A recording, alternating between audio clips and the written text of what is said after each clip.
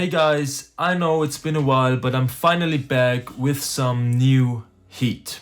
But before we start, as always, I recommend you to follow me on Instagram because I always keep you updated with new releases and I also post some funny reels. Also, don't forget to listen to my latest single Revenge, which I recently released. You can find all the links in the description.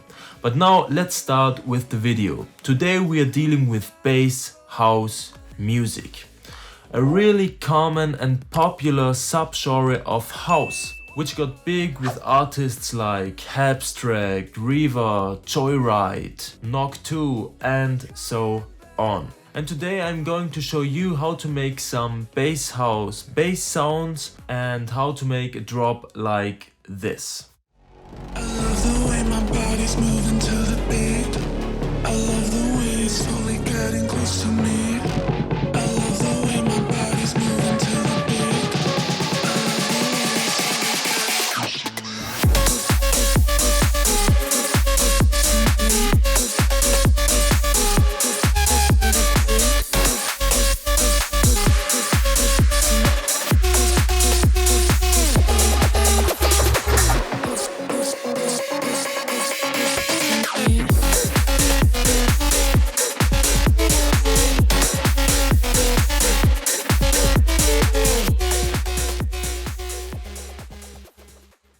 As you can hear, its primary characteristics are the kind of trap sounds with its 4-on-the-floor drum rhythm and also quite heavy bass sounds. So let's get into the project file and I'll show you how to make sounds like this.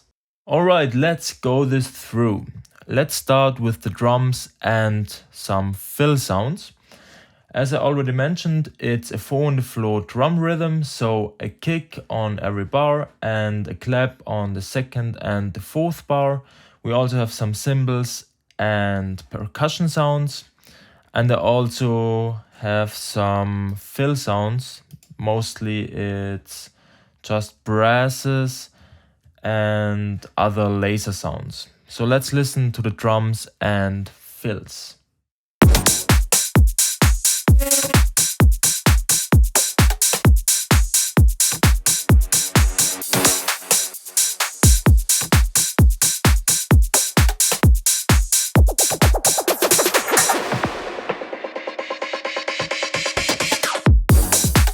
Yeah, that's the drums and the fill sounds. Next, vocal chops. I've added them to add some spice and to make it, sound full and nasty. So here are the vocal chops by itself. It's basically just taking certain parts of the whole vocal and putting it there and repeating this chant kind of sound. So let's listen to it. Push to me. Push to the beat. Push. Yeah, it adds some rhythm and it sounds super dope together with all the other sounds. Then we have some effect sound. The typical stuff I always use, like some uplifters or some downlifters. And also a follow loop. Yeah, and here is another uplifter. Yeah, and that's the effects. So let's get to the exciting stuff, the bass sounds. I'll show you what I did and how I made these sounds. So at first, as you can see, I have two main bass leads and bass sounds, which I'll break down in a minute. Then I also have a sub bass and I have a noise to add some hi-hat. At first, I'll show you the noise. It's sounding like this.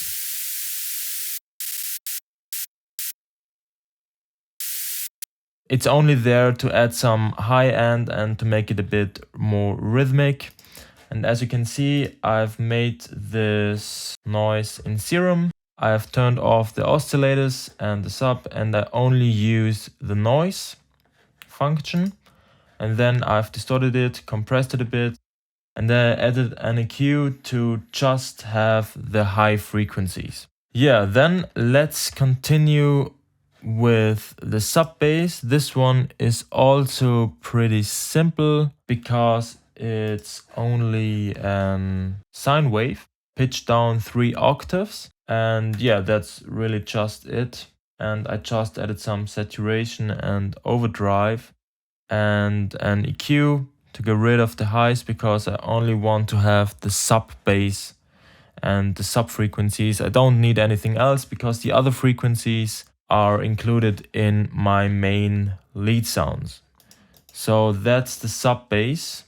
Obviously I've sidechained it to the kick, and I always do this with the utility plugin to sidechain it manually because I want to have more control over it. And yeah, so that's the sub bass.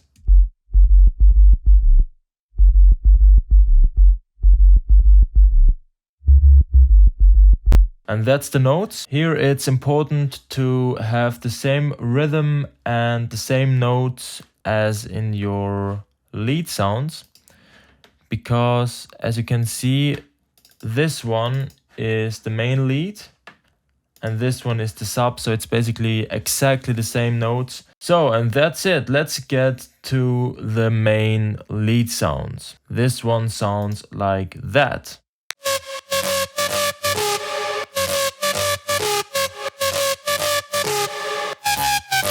How did I make this? I made this with obviously Serum, and as you can see, I've used both oscillators and I made FM from B, and here is a MSAV wavetable and an analog sine wave wavetable, and I used the FM from B function 16%, and I have some LFO action here on the wavetable position from this oscillator.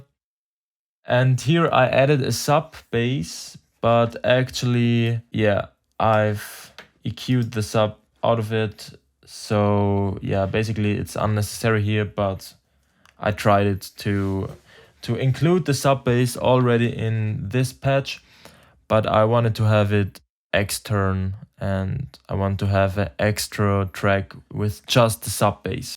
Then I have another LFO which is controlling the filter from the second oscillator. So let's listen to it. This just makes it more dynamic. What's really important to make this harmonic bass sounds in bass house music is to add some semitones. I've added 7 semitones on the oscillator B, and that's what makes this sound so powerful, because if I would just do it normal, it would sound like this.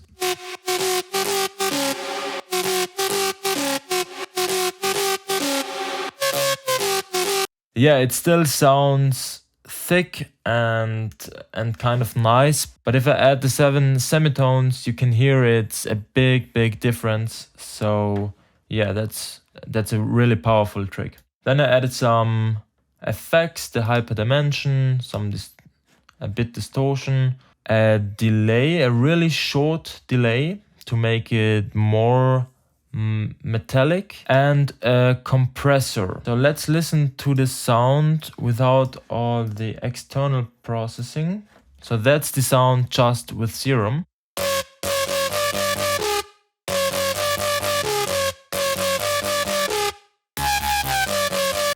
Yeah, and then I added saturation, overdrive, OTT, a clipper plugin, and EQ, which is really important because I don't want to have low frequencies in there, as you can see. And yeah, auto filter. And also really important, I added an reverb automation because I want to have reverb in between the empty spaces. And if I make reverb automation, I keep my main sound clean and just add the reverb in the empty parts. And that's how to make bass house basically. There is not that much in there. I have, the second part of the drop is exactly the same sounds. I just switched the melody.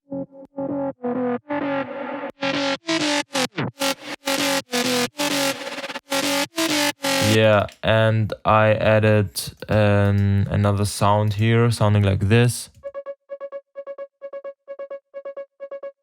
And I panned it left and right, but this is just a filler to, make this sound more fat. And that's how you make bass house music. It's pretty simple, so try it yourself. Alright, that's already it. I hope you have learned something new, and don't forget to comment, like and subscribe. See you in my next video.